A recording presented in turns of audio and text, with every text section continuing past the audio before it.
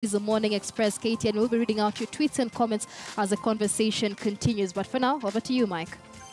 Thank you very much, Michelle. And yes, it's time for the newsroom. This is where we basically look at the job that we're doing as members of the Fourth Estate. And of course, this being a very, very key and important season, being the political time where people will have to make a decision come August the 8th.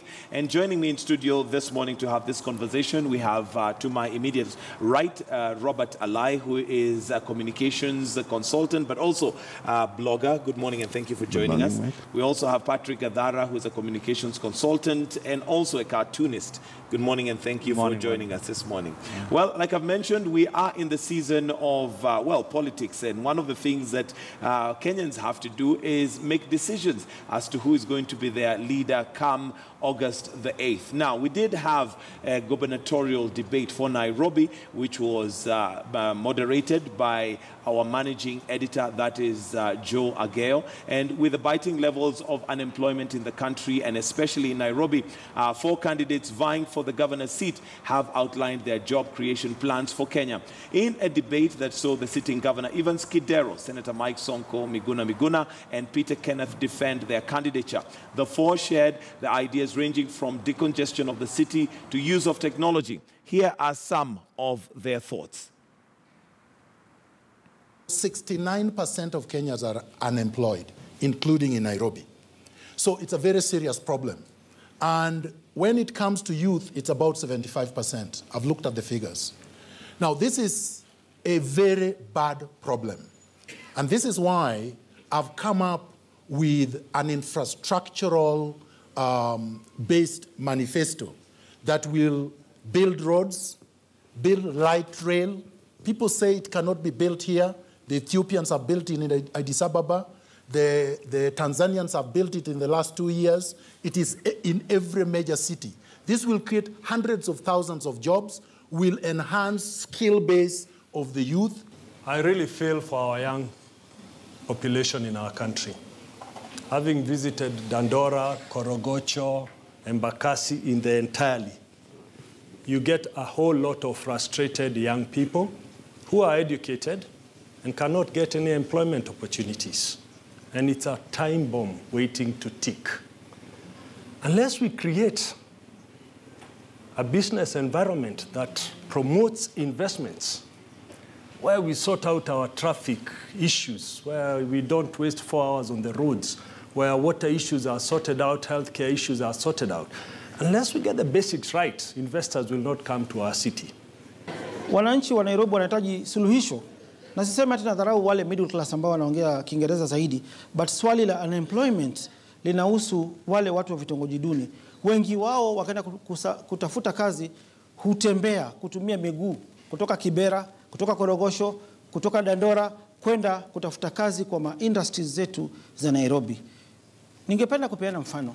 Nilipoona ndugu yangu hapa amezembea kikazi kwa sababu serikali kuu bado inapatiana pesa ya youth empowerment, wa vijana kujengiwa modern sheds, wa mama kuwa empowered, lakini sababu ya ufisadi na ndugu yangu alikuja na waizi kutoka Mumias, pesa yote inaishia kwa matumbo ya wezi. Mimi nikaona Nairobi kuna haja ya kuaddress hili swala la ukosefu wa kazi. Nilikuja na Sonko Rescue team yangu ambayo niliajiri sana vijana wengi sana. What the county government has done is to use technology, like in the construction industry where it was taking 18 months to get approvals for a building. With the e-construction application, now it's taking us 60 days. And the ease of doing business in terms of license provision. And this is the reason why in the last 3 years, Kenya, totally driven by Nairobi, has moved from number 143 to number 137 to number 92. All right, so that's what the candidates for Nairobi gubernatorial seat had to say. And let me start with you, Gadara. This is a season where, of course, Kenyans are going to make decisions. And your thoughts as to whether this is the way to go? We've always accused media of not creating the agenda. We follow the politicians. Would this be a good direction to go for them to actually outline what is their agenda? Well, I think in general, I think debates are a good idea. I think if well conducted, if well moderated, they can help people actually see and focus on what the plans are as opposed to the personalities that are there. That said, I think the gubernatorial debate, I think it was the second one, pretty much failed to do this. I think a lot of what we saw sort of degenerated many times into farce, and rather than be a forum where they debate ideas, so what their suggestions were, what their plans were, and the specifics of those plans, it became more about the personalities, them insulting one another on stage, claiming one thing or the other about each other's integrity, stuff like that. So I think there's a sense in which if not well moderated, they actually become counterproductive. And I think it's beholden upon the media, because it's going to be mostly journalists who are going to moderate these debates. Number one, for themselves to be aware of what the plans that are being proposed are.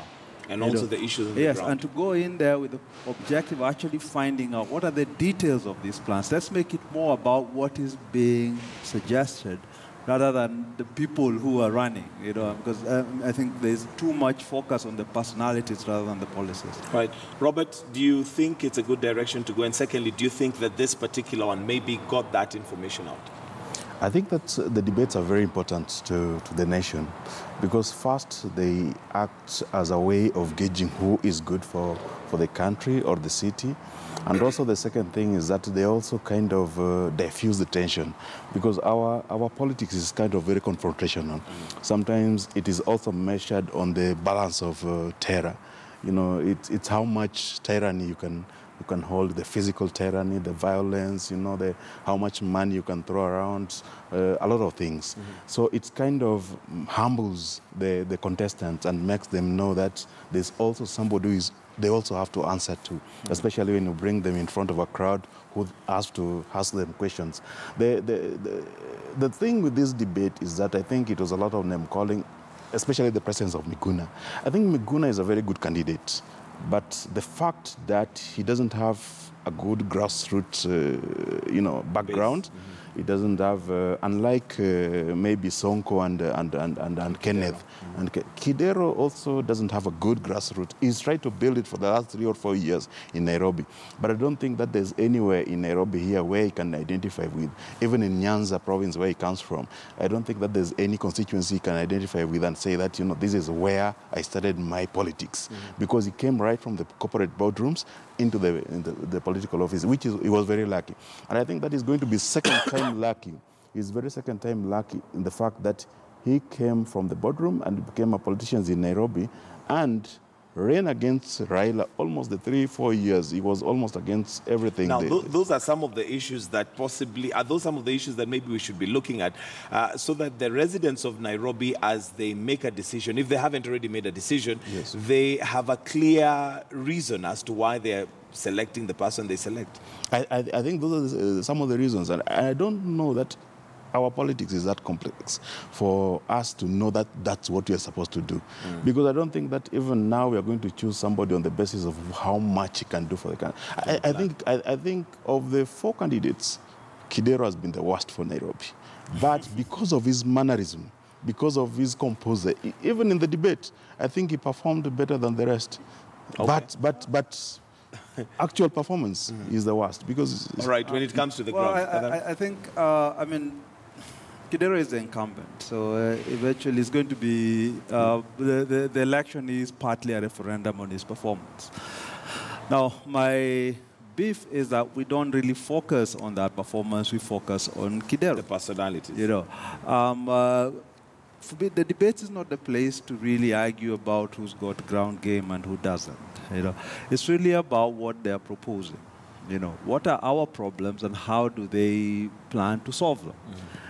And I think if you went through the debate, if you listened to it, it seemed that neither the candidates nor the moderator was well aware about what the situation is, had a good grasp of what the problems were. What do you use to measure that they were not aware? Because the moderator outlined right from the beginning, these are the key areas we're going to talk about. Right, but even every time, like whenever statistics were put out, there was always like this penumbra of doubt as to who has the correct numbers. You had people sort of on the stage, like Sonko saying, "Oh, I've got a document." Obviously, you're not going to be reading the document, during the debate. Why wasn't it provided beforehand? And was the moderator aware of this document? So when, for example, Miguna accuses Peter Kenneth of having ease, stuff like that, these should be things that are easy to fact check. Was he fired from Kenyari or was he not? These aren't hard things that I would assume the moderator already knows by the time he's sitting there, and he can actually check these people so that it doesn't degenerate into this he said, she said pool that we saw. And I think that for us, for me watching it, I was quite disappointed that these people were allowed to get away with kind of broad statements. So Miguna will say, "I set up light rail." Nothing about, well, how are you going to pay for this light rail? How much is it even going to cost? This for me are simple questions that actually focus the discussion on the plan itself. And Muguda can be abrasive and all of that, I know. And I think for a long time was quite a disruptive influence on the debate itself. But still, in the specifics of the things that he says, you nail him down. Same thing with Peter Kenneth when he suggests things, when he talks about recycling and stuff. Where do you want to put the plant? How much will it cost? How will you pay for it? Let's focus on the plan itself, on what these guys are suggesting. And then we can actually say, when if we put in somebody into power, give him a mandate to do 1, 2, 3 things. Not just these broad sort of unexplained, undetailed things that they give us. And if I may, I think it's a reflection of also of what's happening in the national debate. I think there's been a bit more interrogation on the national level about the specifics of what's being put in, but not as much as I'd want. And I think if we took our cue from there and at the gubernatorial level, and not just in Nairobi, but across the country, people started focusing on what it is that is being proposed. And asking how, because all this money is going to come from you, don't forget. It's going to be your taxes that's going to Robert, you do a lot of tweeting and monitoring what's happening online. Based on that particular debate, I'm sure you are keeping tabs of what is going on. Yes. What are your thoughts in regards to, does it really sway what Kenyans think, or do they still remain adamant in what they believe, regardless of what the leaders are saying? We are so focused on personalities that we possibly don't even listen to what they're saying. I don't think that is going to sway much in the actual vote, because these people, the kind of the people who elect these people, don't base their their decision on what they see in the media. Mm-hmm. It is what the people do on the ground. And sometimes it's not development. Sometimes it's handout. Sometimes it's on whose ethnic side you are on. And in Nairobi here, that's why it's very hard in Nairobi for independent candidates to be a front runner. What is happening now is that people are zoning, and it's either you are in Jubilee or you are in NASA. It's two-way only. So, and that's a challenge we have now. If you have a good candidate who is going to say that is not going to be aligned to any political, or ethnic kingpins, then it's going to have no chance of running in Nairobi. So the debate like this is very good for the business community, because they are also going to gauge who they are going to deal with. And you're seeing this coming out on the Sonko's candidature. Now that it seems like the business, the people who are behind the funding in the Jubilee are withdrawing their funding for Sonko, and they'd rather remain with either Kidero or Peter Kenneth. The two of them. Because, the Peter Kenneth is having a challenge that is an independent candidate. And because of the zoning, he doesn't have much chance. So they'd rather remain with Kidero. I think that is the big challenge here. So you don't feel like the debates possibly would create an agenda big enough or good enough for Kenyans to follow and say, based on what I've seen? The agenda is there, but do the majority of Kenyans follow the agenda? Do we listen to what, even the manifestos which have been launched, they have nothing in them. There's no dream. Even, some things are basic. Just behind us here in Nairobi, there's a road, the Old North Airport Road, which is making a very sharp V-turn back to Mombasa Road without an acceleration lane. It is common sense things. You know, this Nairobi, this plan, because of Mombasa Road, you see, right in the middle of both ways, there's a very big gap. And it was left there for a tram system. There was a plan for a tram system in Nairobi. And the station was to be at the hill, where the Hilton is. How Hilton grabbed that and built that, you know, how the tram system planned, you know, they all, how are we going back to our plans? Again, if we focus on the plans, I think people can start understanding, and this is, I think, one of the big disjoints within Kenyan politics, that politics has not traditionally, I think since independence, been about solving people's problems. You know, and that's a big barrier we need to overcome. You know, so people are always sort of pushed into these conclaves, these enclaves, rather. Whether it be the ethnic enclaves or into identifying with one party or the other, you know, without really asking the question, you know, what is in it for me? You know, what do I get out of it? How is my problem actually solved by these guys? You know, and I think that's where, for me, the role of the media needs to be. You need to refocus this debate. I don't agree that the media has a little influence. I think for a lot of people, the agendas that are driven and are focused primarily through the mainstream press, you know, and through especially radio, you know, that reaches most people. That's how most people get their political information. And that's where the media is being a mediator between the public and the politician, can actually start refocusing the debate and the discussion, you know, away from a simple discussion of personalities, which we've become used to a discussion of what they are actually saying, what they are actually proposing, you know. And I think when you look at social media, one of the things I like about social media, it also tends to drive an agenda that the mainstream media then picks up.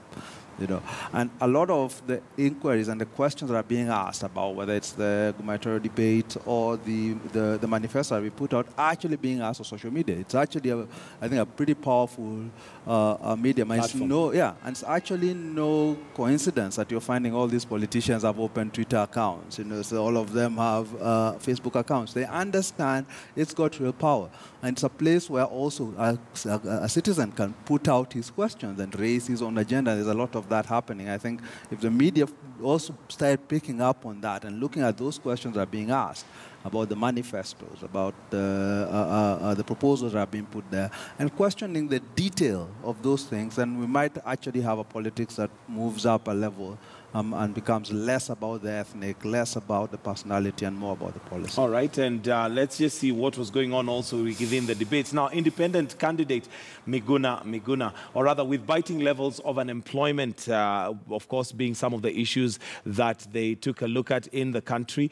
Independent candidate Miguna now says his competitors for Nairobi governorship race are too corrupt to lead the country's capital city. During Monday's night's gubernatorial debate, that saw the two outclass each other, with Miguna accusing the incumbent Evans Kidero, Senator Mike Sonko, and former Gatanga Member of Parliament Peter Kenneth of massive corruption, describing them as cartels. The three, however, defended their back record, challenging Miguna to table evidence implicating them. Here is an excerpt from that debate before we continue with the newsroom. Problems of Nairobi.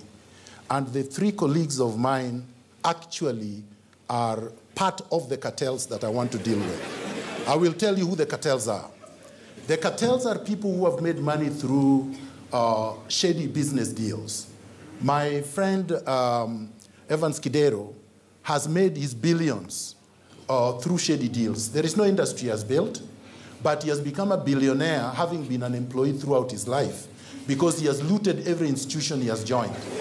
Mumias has collapsed, and Nairobi is not a going concern anymore, according to the Auditor General. My friend Sonko is looting every land in Nairobi.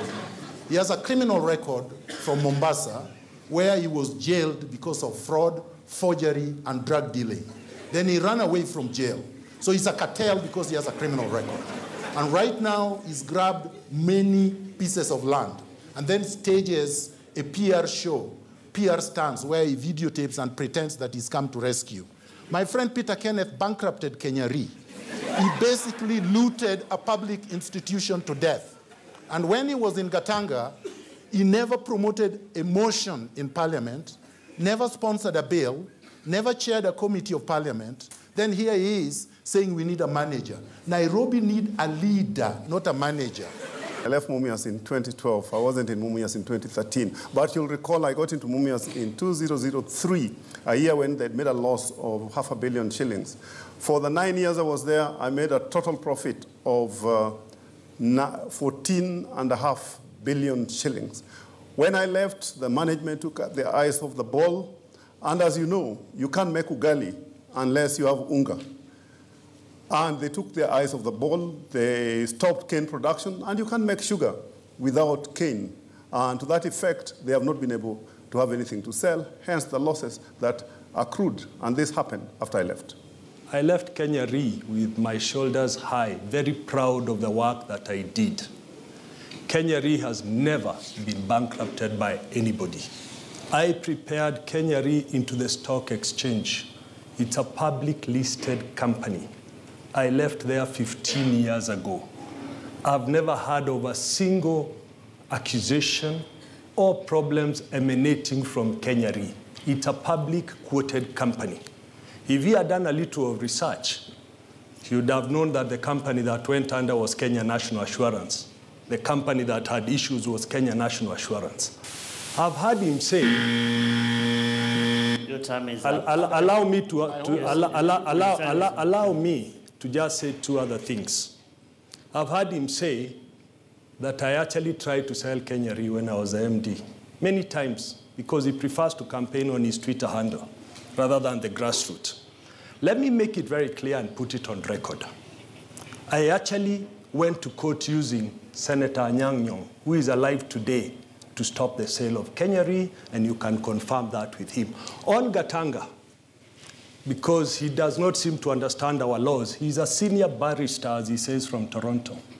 As an assistant minister in the government, I am not supposed to introduce any motion other than government motion. Mr. Ageo, we need protection from you as the host of this show, because Mr. Miguna has always been intimidating leaders through insulting us.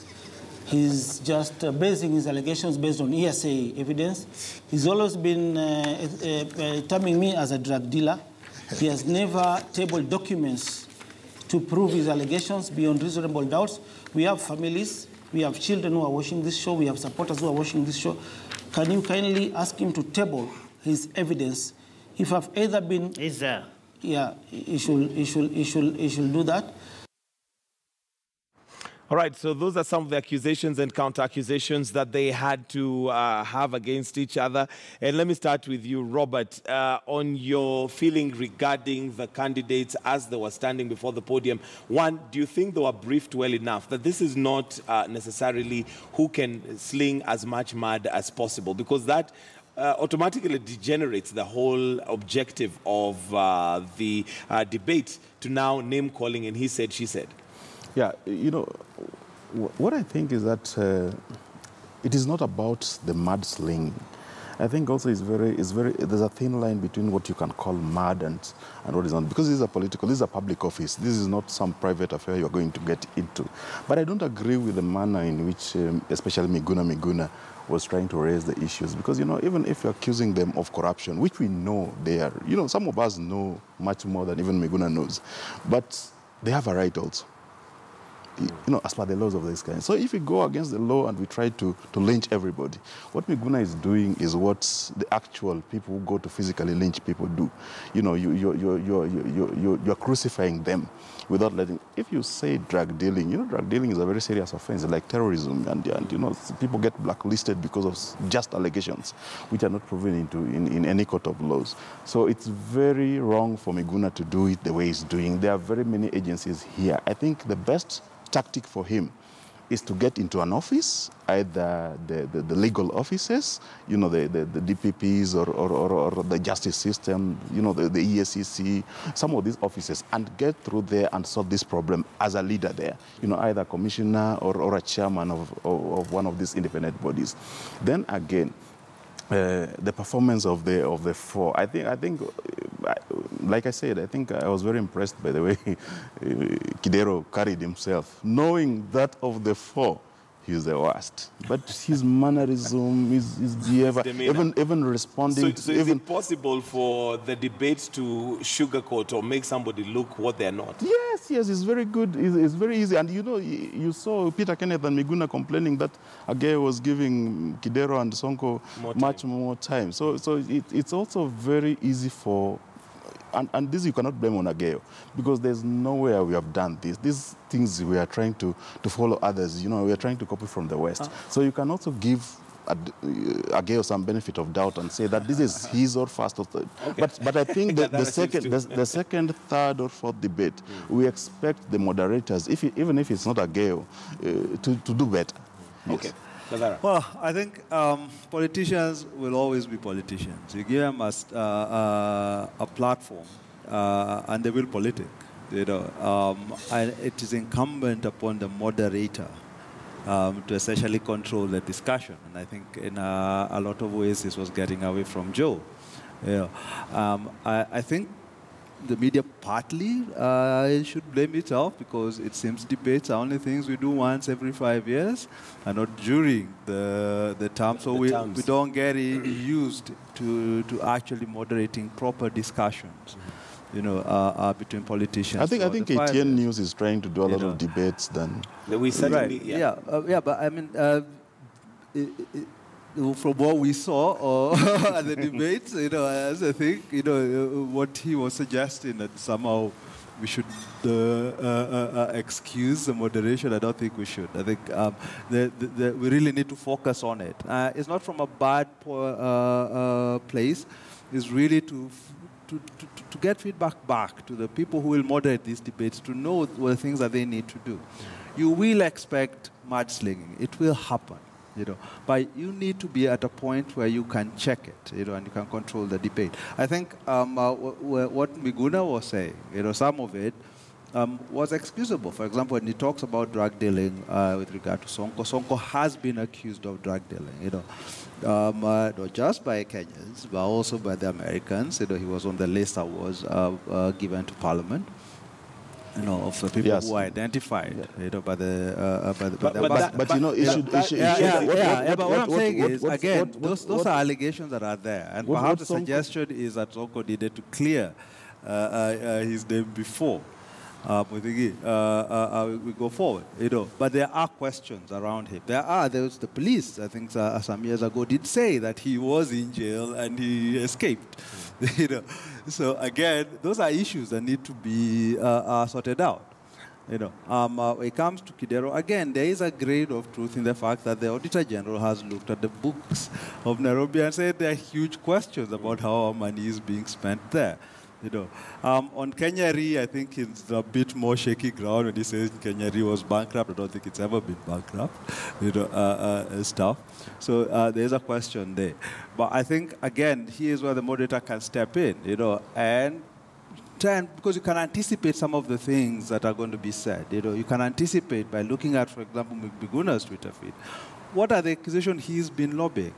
You know, and you can try and sort of mitigate what is actually true and what isn't, you know, what is proven, what hasn't been.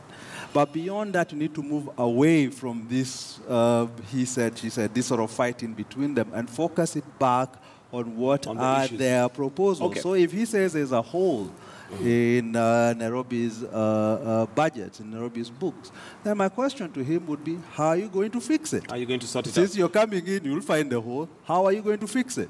Okay, you know, so that we are forecasting and looking forward, we do have the presidential debate coming up on Monday. Robert, what is it that you would like as a Kenyan to get out of that debate? What is it that you'd be looking to, you know, literally be pulled out of that debate? No, first, let me clear something. I think the framing of Miguna's, you know, utterances is what is wrong, not what he's saying. You know, the person there who was on that podium, who has much more evidence against him on most of the allegations is Kidero. But he was not able to bring it in a way that puts Kidero to task to answer on those things. You know, even Sonko, you know, he could have told Sonko that, you know, there are these police allegations or these reports from Parliament.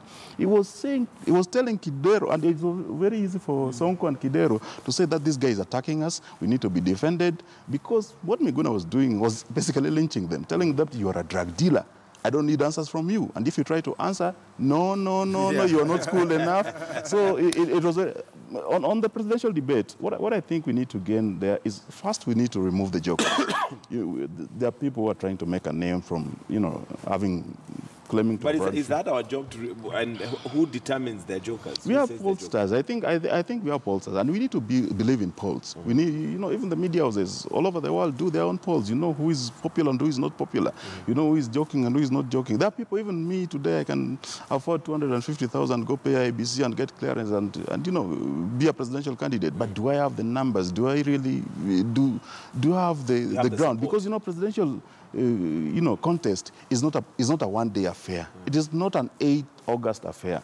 It started right from the time President Uhuru was elected. There are things you are doing as a contestant. Why are you championing issues to do with social justice? Why are you building grassroots networks? People like Obama didn't become president just because they ran on one day and the blacks or whoever decided that we are going to do affirmative action and choose him. The grassroots networks they build, their issues they champion, their issues they're passionate about, their issues which they're going to address and which people have come behind them and are pushing them, because being a presidential contestant, it is very sad in Kenya that most of the time they fund their own, and this is with our money, looted from on the coffers most of the time. But in mature democracies, people would go, and this is why I'm impressed, and we are doing so much to try to get Boni to parliament. Mature democracies, people, actually the citizens contribute to politicians to get them where they are, so that you hold them to task. So say that I was part of your campaign. I volunteered, I knocked doors, I called people to come vote for you. I thought you were going to address this issue, which I'm very passionate about. Why you're letting us down? Okay. So I think that the debate need to focus on the issues. The issues. But you say first of all, we remove the jokers. No, let's well, I think for me,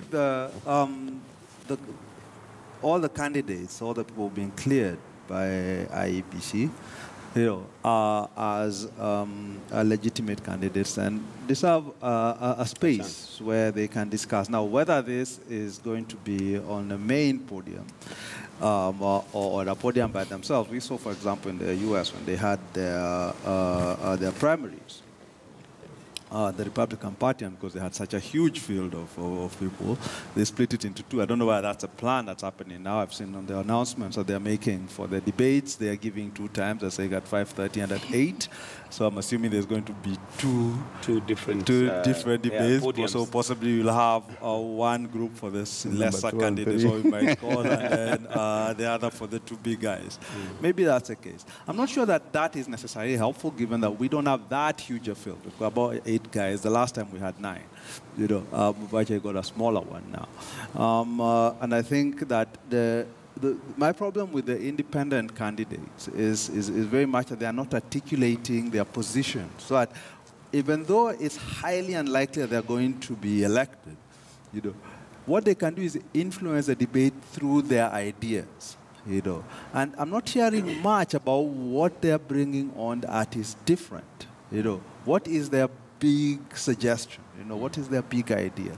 And I would want them to be more forceful in saying that. Now, this is an opportunity for them to do it, but if they haven't been doing it since they were cleared, then I doubt that they'll be able to do it on the national stage. And I don't think that's the point to start introducing it. They should have been talking about it by now. But that said, I think they do deserve a place. But I think on the conduct of the debate itself, what they can learn from what's happening with the gubernatorial ones is simply that the moderators have to be on top of their game when they go there. And the questions have to be specific. I've got to say, I've been a bit impressed by how, in the run-up to it, we've seen, like, for example, Devindi on KTN with Yvonne Okwara, and then day before yesterday, with on Citizen with Anki Guta. And I think he was really pushed on what are the specifics of what you guys want. And I think that is good. And I'm hoping when it comes to the debates themselves, that we will see much more of that people won't get away with these sort of broad strokes they're trying to glossing over issues. And one final thing. We need to have an understanding that the manifestos are the politicians' agenda. There is our agenda. us as a country, what are our problems? Not what they want to do, what are our problems and how they solve our problems. Quick example, they're all talking about free secondary education. But we know free primary education is in the dogs. It's really problematic. And I would rather we have a discussion about how they are going to fix free primary education before they export the problems they put there to the secondary system. So that's a situation where we insist on our agenda.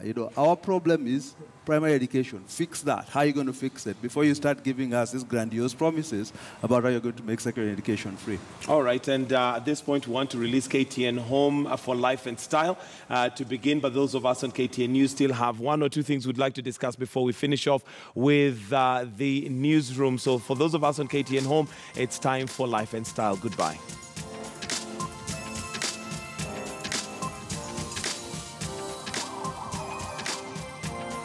All right, conventionally, American media was thought to be the most free. But as soon as President Trump came into power, a new dawn met the U.S. media with their reports that being branded fake news before news anchors were attacked on social media. And on Sunday, Donald Trump posted a video on Twitter depicting a fight between him and CNN.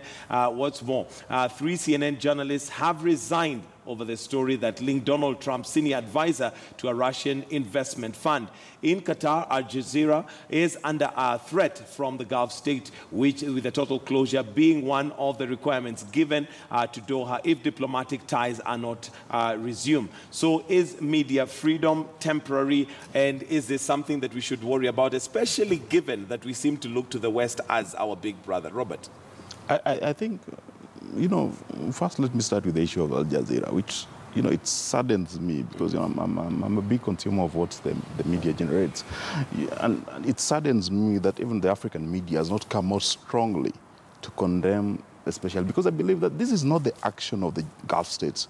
I think this is the action of Americans. I think Donald Trump just found ways of containing. He has his own strategy of dealing with terrorism, and he thinks that Al Jazeera is one of the media houses giving, some of these people who are claiming they're different, fighting different wars, are trying to use the platform to spread their agenda. But I think Al Jazeera has been a very good, moderating effect or neutralizing effect on the domination of the Western media, the BBCs and the CNNs, the Skies and the rest. So if Al Jazeera was to go off air today, I think it will also affect the continent in a great deal. The issues, Do you feel we're too silent about it? I think we're too silent because we need to come out and say that whatever Al Jazeera did wrong, can it be laid down? So that it can be corrected. Because there was a time, you remember, when during the invasion of Iraq, the second invasion, I think there was even thoughts of bombing the. They did bomb. Yes. One of the stations were bombed. So this is very wrong. Okay. I think it's going to affect the continent in a great way. But I think also the issue of Donald Trump attacking the media, that's his own strategy, which I think is very wrong. Because the media, if you agree or don't agree with it, it needs to exist. Because it champions many issues which sometimes is also act as a good amplifier to the issues which the citizens are feeling, the people being governed are feeling. And it also has a very good moderating effect on the leaders, on checking the checks and balances in the society. And how he's insisted on calling most of the the mainstream media fake news, especially the CNN, and he prefers to deal with the likes of Fox and the rest. I think it's very sad for that. Navarra? Well, your question was, is media freedom temporary? It's always temporary. It's always under attack. Governments always want to roll back freedom because they don't like being checked. And I think that for us here, we should be watching what's happening in the U.S. and the Middle East with trepidation. The fact is, as you said, lots of us look to the West as sort of a model. And lots of our leaders do, And the thing is, once they see that Trump can go after the media there, get away with it, then they think it's legitimate, so that they can come and start doing the same here. We've already seen them come after the press here. You know, and I think the media has to understand that a threat to media anywhere is a threat to media everywhere. You know, so that you cannot sort of be distant, you cannot be distanced from what's up in the U.S. and elsewhere. I think Al Jazeera particularly has been under pressure for a long time by the Gulf states, who don't like the fact that it reports on them. You know, it's been under pressure in the U.S., where the American administration, even under Obama and under his predecessor Bush, wasn't really happy with the fact that it sort of didn't toe the line that the Western press goes. You know, and in fact, if you recall, Hillary Clinton was actually on record saying that this is actually how you should do news, and this is why CNN, ETC are failing, is because they're not actually telling the news as it should be. You know, I think that said, our media here needs to recognize that you don't fix that problem by becoming closer to government. You know, but it's really by staking out your ground. I think our press has been guilty for a long time of almost kowtowing to government.